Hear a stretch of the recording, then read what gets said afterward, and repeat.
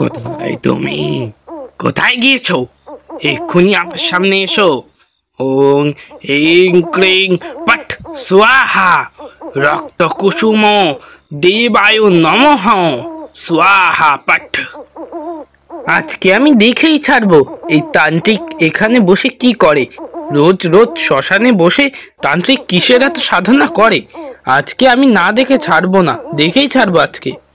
হে কি, তোমাকে আমি ডাকছি সেই কখন থেকে, তোমার কোনো সাড়া শব্দ নেই কেন?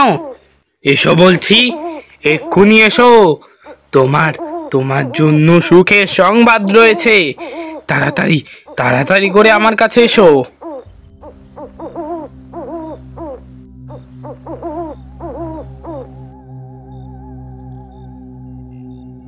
কি করছিলে এতক্ষণ? আমি সেই কখন থেকে ডাকছি তোমাকে। মানুষ খুঁজছিলাম। মানুষ? তুই তো আমাকে খাবার বন্দোবস্ত করে দিবি না, আমাকেই করে নিতে হবে। তুই আমার জন্য মানুষ নিয়ে আয়। মানুষ খাওয়াবো না কেন? অবশ্যই খাওয়াবো। যতদিন তুমি আমার হয়ে কাজ করবে ততদিন পর্যন্ত। এ কি, এ আমি কি দেখছি? মাইরি, এই তান্ত্রিক তো সাংঘাতিক। এই তান্ত্রিক তো গ্রামের লোকজনের জন্য বিপজ্জনক হতে পারে। এই তান্ত্রিককে উচিত শিক্ষা দিতেই হবে, দিতেই হবে।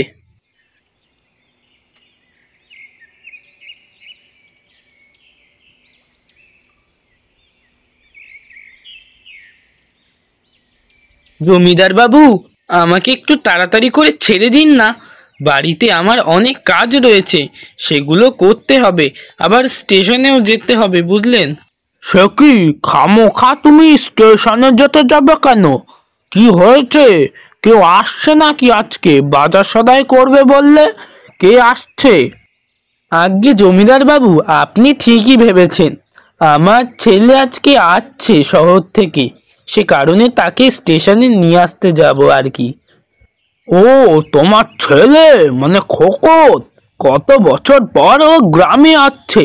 শহরে থেকে পড়ালেখা করেছে, আজ কত বছর পর সে গ্রামে ফিরে আসছে বলো তো। তুমি যাও যাও, তাড়াতাড়ি গিয়ে ওকে নিয়ে এসো। হ্যাঁ হ্যাঁ জমিদার মশাই, বাড়িতেও যেতে হবে। গিন্নি মাছ আর মাংস কিনতে বলেছে। মাংস কেনা হয়ে গিয়েছে, শুধু মাছ কেনাটাই বাকি রয়েছে, বুঝলেন? তাহলে এইখানে তুমি বসে কি করছো?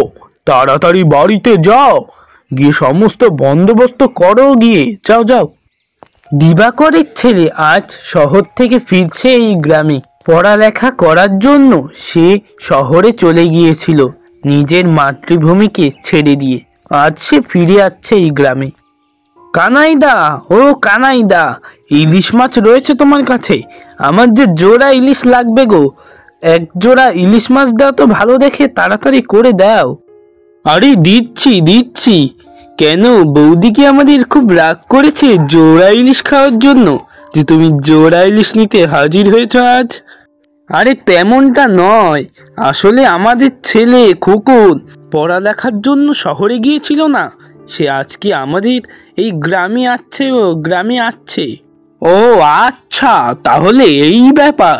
খোকন আমাদের এতদিন পর আসছে। এই নাও, এই এক জোড়া ইলিশ মাছটা তুমি নিয়ে তাড়াতাড়ি বাড়িতে যাও।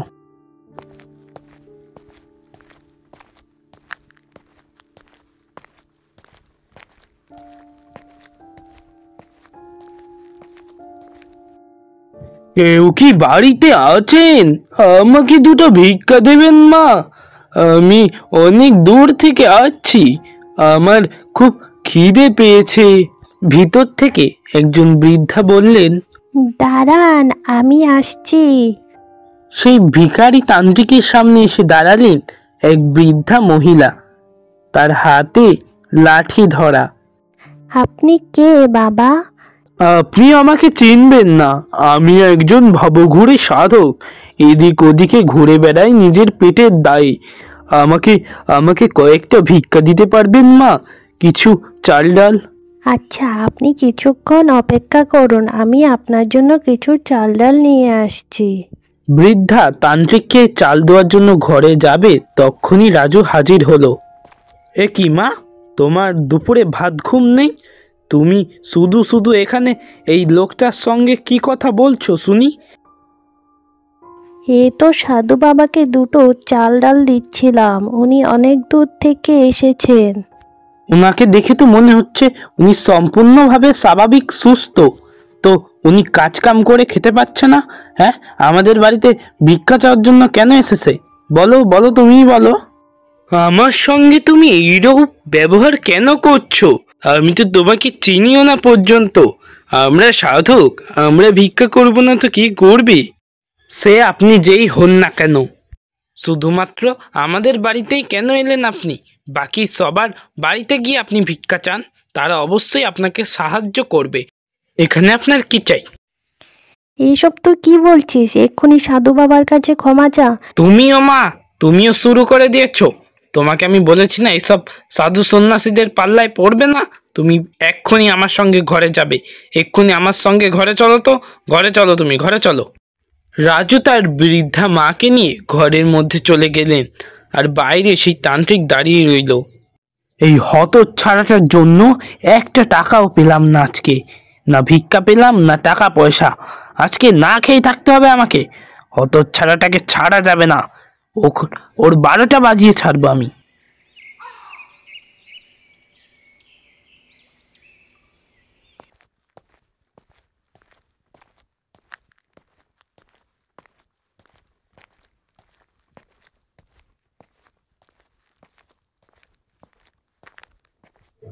তোকে আনার জন্য কতক্ষণ স্টেশনে বসেছিলাম, ট্রেন এতটা লেট করলো কেন বলতো? কি হয়েছিল? আরে বাবা আর বলো না, ট্রেনটা আসতেই তো লেট করেছিল। সে কতক্ষণ আমিও গিয়ে বসেছিলাম, তারপর লাস্ট ট্রেনটা পেলাম। খুব সুন্দর, দুটো মানুষ, তোদের রক্ত খাবো আমি, রক্ত। ওরে বাবা রে, বাঁচাও, কে কোথায় আছো? এ তো দেখি ভূত। কখন আমরা কি ভূতের খপ্পরে বললাম নাকি? তাড়াতাড়ি দৌড়া বাবা, দৌড়া। এই জিন, তুই কিভাবে মুক্তি পেয়ে এখানে এলি? গ্রামের লোকজনদের ক্ষতি করতে চাস? দাঁড়া, আমার মন্ত্রপ্রুত জল দিয়ে এক্ষুনি তো নিঃশেষ করে দিচ্ছি। এই তান্ত্রিকের জন্য বেঁচে গেলি, না হলে আজকেই তোদের ভবনীলা সাঙ্গ পাঙ্গ করে দিতাম। আপনারা ভয় পাবেন না, ও হচ্ছে একটি নরপিশাচ। ও আবার আপনাদের ক্ষতি করতে চাইবে, ক্ষতি করতে।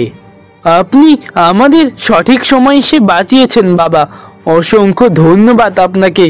আপনি যদি না থাকতেন তাহলে এই ভূতের পেটে আমরা থাকতাম এখন। আরে আমি তন্ত্রবিদ্যা শিখেছি কি করতে? আপনাদের ভালো করার জন্যই তো না? তবে ওই পিশাচ এখন চলে গেলে কি হয়েছে? পরবর্তীতে আপনাদের আবার আক্রমণ করতে পারে। তাই আপনাদের নজর দোষ কাটানোর জন্য শ্মশানের ধারে একটা যজ্ঞ করার দরকার ছিল। কি বলছেন কি? ওই পিশাচ আবার আমাদের উপর আক্রমণ করবে?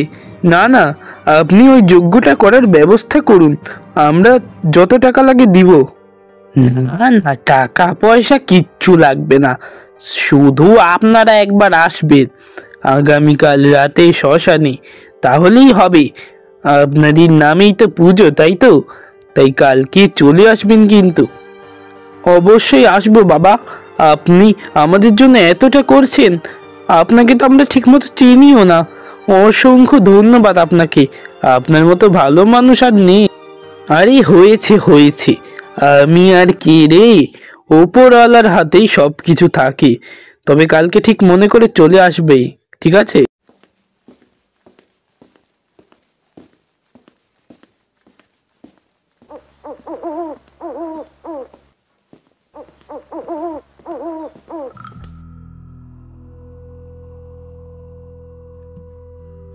যাক, সমস্ত কিছু পরিকল্পনা মাফিকই হচ্ছে এবং হবেও।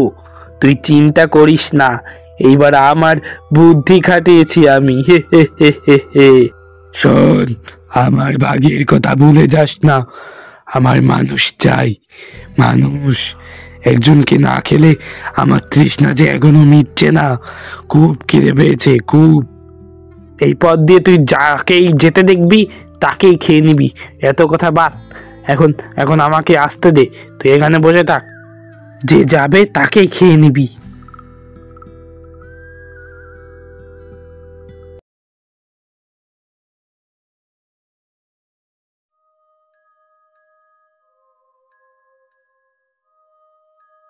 তোকে তো আমি চিনি, তুই তো আজ পর্যন্ত কোনো সাধু সন্ন্যাসীদের অপমান করিসনি। তবে আজকে তোর কি হলো? কেন করলি ওরকম? এই সাধকের অভিশাপ যদি আমাদের গায়ে লেগে যায় তবে কি হবে তুই ভাবতে পারছিস? মা, তুমি শুধু শুধু এত চিন্তা করছো। সত্যিটা তো তুমি আর জানো না, সে কারণে এই সমস্ত কথা এখনো বলছো। কিসের সত্যি? কোন সত্যির কথা বলছিস বলতো? আমি কিছু বুঝতে পারছি না। সত্যিটা হচ্ছে, গতকাল রাতে আমি যখন আমার বাড়ির দিকে ফিরছিলাম তখনই আমি দেখতে পেলাম ওই ভয়ানক দৃশ্য। ওই তান্ত্রিক নরমুণ্ডের ওপর বসে সাধনা করছে, পিশাচের পূজা করছে। কী সব বলছিস তুই? ভয়ে তো আমার হাত পেটের ভিতর ঢুকে যাচ্ছে। আমি আর কখনো ওনাকে ভিক্ষা দিব না, আমার ঘাট হয়েছে। তো আর বলছি কি, ওই তান্ত্রিক গ্রামের সবাইকে শেষ করতে চায়, নরবলি দিতে চায়। এখন এখন তুমি যাও আরো গিয়ে ওকে ভিক্ষা দাও। অসহ্য লাগে, মাইরি বলছি।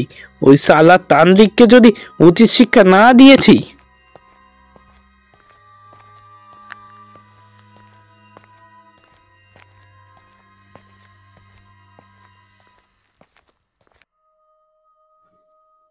রে গণেশ, একা একা নির্জন পথ দিয়ে বাড়ি ফিরছিলি? আমার সাথে তো তোর দেখা হয়ে গেল। কিরে? ও বাবা গো, বুড়ো বয়সে কি হচ্ছে? রোজ কোথা থেকে এলো? বাঁচাও, কে কোথায় আছো? বাঁচাও। চুপ কর হত ছাড়া বুড়ো, তোকে কেউ বাঁচাতে আসবে না। সালার বুড়ো, তোকে তো আজকে আমি খাবই। তোর রক্ত মাংস আমার তৃষ্ণা মেটাবে।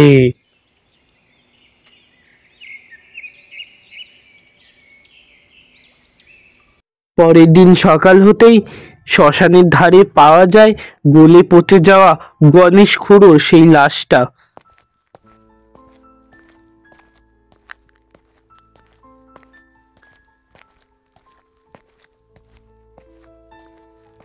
ওই রাজু, কোথায় যাচ্ছিস? এদিকে আয়, শুনে যা একটিবার। তোর তোর তো কোনো হালচালই নেই রে। গ্রামে কি সমস্ত ঘটনা ঘটছে কানে গেছে তোর? আরে বলো না গোপালদা, এই বাজারে যাচ্ছিলাম মায়ের জন্য কিছু ওষুধ আনতে, কিন্তু তুমি হঠাৎ আমাকে ডাক দিলে। বলো বলো, কি হয়েছে? ও মা, তুই এখনো গ্রামের সেই সম্পর্কে কিচ্ছু জানিস না? আজকে সকালে চণ্ডীতলা শ্মশানের ওইখানে কার লাশ পাওয়া গিয়েছে জানিস? গণেশ খুড়োর লাশ রে, গণেশ খুড়োর লাশ। কি জীর্ণ শীর্ণ অবস্থা হয়ে গিয়েছে মৃতদেহটার, দেখলেই বমি পাচ্ছে। সে কি, গণেশ খুড়োকে তো কালও আমি দেখলাম। লোকটার অস্বাভাবিক মৃত্যু, মনে হচ্ছে এই ওই অঘোর তান্ত্রিকের কাণ্ড। কি বললি? কোন তান্ত্রিকের কাণ্ড? কি বলতে চাইছিস বলতো? আমার মনে হচ্ছে তুই এই ব্যাপারে কোনো কিছু জানিস। বলতো কেন গণেশ খুড়োর মৃত্যু হলো? আরে ধুস, ওসব আমি জানি নাকি? আমি শুধু শুধু মাথা ঘামাচ্ছিলাম। তুই যা তো, আমাকে বাজারে যেতে দে।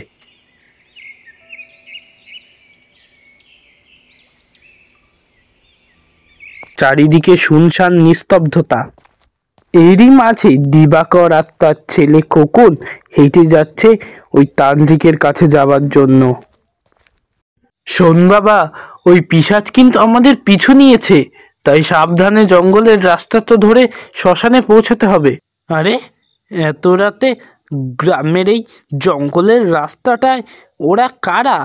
আরে, এরা দিবাকর দা আর খোকন না? ও শুনছো দিবাকর দা, এই জঙ্গলের রাস্তাটা ধরে তোমরা কোথায় যাচ্ছ এত রাতে? কি হয়েছে? আর বলো না গো, কি করব, পিশাচ কালকে আমাদের তাড়া নিয়েছিল জানো। কালকে খোকনকে নিয়ে আসতে যাওয়ার সময় একটা ভূত আমাদের সামনে চলে আসে। সে নাকি আমাদের না মেরে ক্ষান্ত হবে না। সে কারণে শ্মশান ঘাটের ওই তান্ত্রিকের কাছে যাচ্ছি। উনি আজকে আমাদের জন্য একটা হোম করবেন, সে কারণে আমাদের যেতে বলেছেন। ওই তান্ত্রিক যেতে বলেছে? না না দিবাকরদা, তুমি কখনো ওইখানে যেও না, খোকনকেও যেতে দিও না। ওই তান্ত্রিক ভালো নয়, ওই তান্ত্রিক তোমাদের বলি দিয়ে দেবে। ওই তান্ত্রিক সব সব শয়তান। ও ও কোনো পুজো দেবে না। চুপ কর, তোর মুখে আর একটা কথাও শুনতে চাই না। তুই এসব কি বলছিস? ওই মহাপুরুষ তান্ত্রিকের নামে তুই আবোল তাবোল কথা বলছিস। উনি যদি কাল না থাকতো আমরা প্রাণেই বাঁচতাম না, আর তুই তার নামে এই সমস্ত কথা বলছিস। দিবাকরদা, তুমি গেলে যাও, তবে খোকনকে এইখানে রেখে যাও। ওই তান্ত্রিক প্রচণ্ড শয়তান, ও খোকনেরও কোনো ক্ষতি করতে পারে। তুমি খোকনকে এখানে রেখে যাও। তোকে না আমি চুপ করতে বললাম? একটা কথাও বলবি না। তান্ত্রিক নয়, তুই আমাদের খারাপ চাস, তুই চাস আমাদের ক্ষতি হোক, তাই আমাদের যেতে দিচ্ছিস না। সরে যা, যেতে দে আমাদের। তাই নাকি? যাও যাও, ওই তান্ত্রিকের হাতে মরলে তখন তোমাদের শিক্ষা হবে। যাও যাও, তান্ত্রিক তোমাদের নরবলি দিক, সেটাই তোমাদের জন্য ভালো। যাও যাও, আমার কথা শুনতে হবে না তোমাদের। রাজুর সামনে দিয়ে দিবাকর আর তার ছেলে খোকন ড্যাব ড্যাব করে হেঁটে পথ পেরিয়ে চলে গেল সেই চণ্ডীতলা শ্মশানের দিকে। না, ওই তান্ত্রিক ওদের কোনো ক্ষতি করতে পারে। আজকে আবার অমাবস্যার রাত, আমাকে ওদের পিছু নিতেই হবে, নিয়ে ওই তান্ত্রিককে শেষ করতেই হবে। ওই তান্ত্রিকের একটা শিক্ষা হওয়া দরকার, নইলে গ্রামের লোকজনদের এমনই ভুলিয়ে ফালিয়ে শেষ করবে। বাহ, সঠিক সময় চলে এসেছো। তবে দাঁড়াও একটু, তোমাদের আকর্ষণ দেওয়ার জন্য বিশেষ অতিথিকে ডাকি, যার জন্য এত সমস্ত কিছু আয়োজন। তাকে না ডাকলে কি হয়?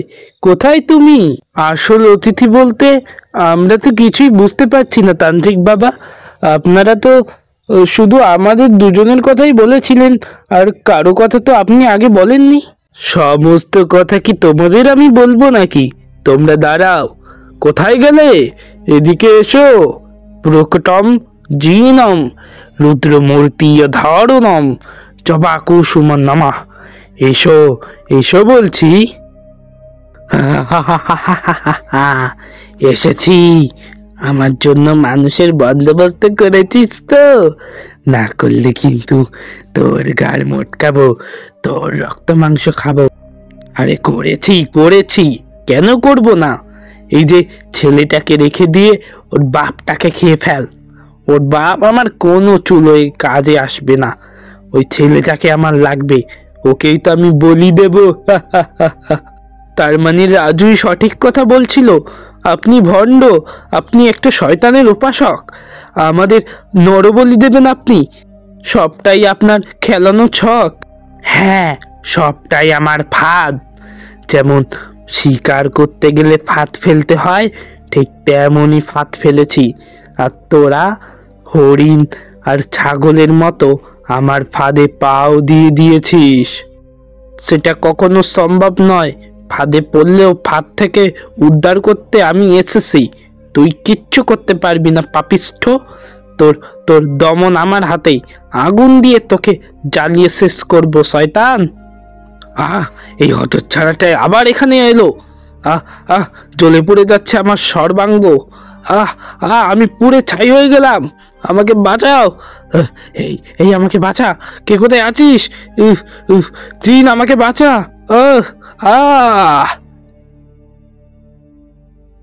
আমি তোমাকে কিভাবে বাঁচাতাম? নিজেই তো আগুনে জ্বলে পড়ে যাচ্ছি। রাজু, আমাকে ক্ষমা করে দাও। তুমি যদি আজ না থাকতে ওই তান্ত্রিক তো আমাদের মেরেই ফেলতো। তোমার জন্য আমরা দুজনেই রক্ষা পেয়েছি। আগেই আমার তোমার কথা শোনা উচিত ছিল। আরে সব ঠিক আছে দিবাকরদা। ওই শয়তান তান্ত্রিক আগে থেকেই ফোন দিয়ে এটা ছিল যে আজকে অমাবস্যার রাতে তোমার ছেলেকে বলি দেবে। হ্যাঁ গো, তবে তুমি কি করে ওই তান্ত্রিককে আগুনে পুড়িয়ে মারলে সেটাই আমাদের মাথায় ঢুকছে না। তুমি কি করে জানলে আগুনে ওই তান্ত্রিকের মৃত্যু ঘটবে? সেটা আমিও জানতাম না দিবাকরদা, তবে মাথায় এলো যে শয়তানরা আগুনে ভয় পায়, তাই দিলাম ধরিয়ে আগুন, সব ছাই হয়ে গেল। বন্ধুরা, আমাদের এই গল্পটি আপনাদের কাছে কেমন লাগলো অবশ্যই কমেন্টের মাধ্যমে আমাদের জানাবেন।